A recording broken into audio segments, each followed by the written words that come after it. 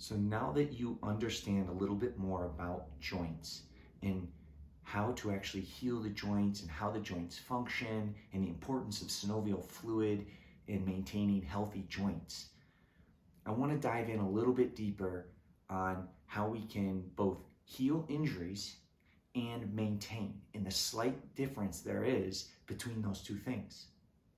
So you can use the same movements, the same patterns, but you can do them in a slightly different way depending on whether you're trying to heal or whether you just want to maintain optimal joint function. So when you want to just maintain optimal joint function, you do just the basic follow along routine that's presented in the videos above. By doing that, you'll maintain lubricated joints, oiled joints throughout full range of motion throughout the rest of your life. That's the key to this, is I don't want you to have joint injuries a year down the road.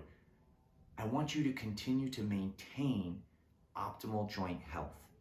And the way to do that, the way to have healthy joints, is to consistently do these joint training, these joint oiling techniques.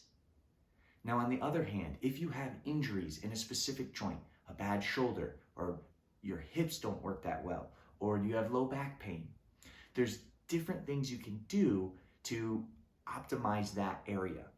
And the best way to do that is just get more reps in. Lighter, more controlled, always under control. Remember, stay in green zone. We want to have every movement be muscle-led. That's what's squeezing the synovial fluid out. That's what's oiling the joints. That's what's bringing in the lubrication that can heal the joints.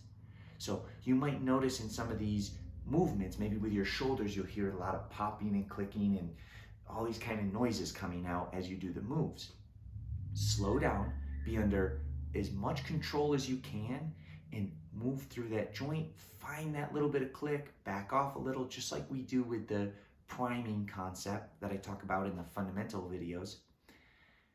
The goal is to enhance that range of motion, to remove some of those pops and clicks. I always think of those pops and clicks and that noise as speed bumps, right? So if you're trying to have a Ferrari, if you're trying to have a really nice car, and you take it over a speed bump at full speed, you can get injured. And so by removing these speed bumps, by oiling, maintaining, and doing this often higher reps, really getting the fluid in there, getting the nutrients to it to heal, then you can start to have a clean, smooth joint that you can take a Ferrari through without damaging the car, right? And that's just when you try to make any athletic movement.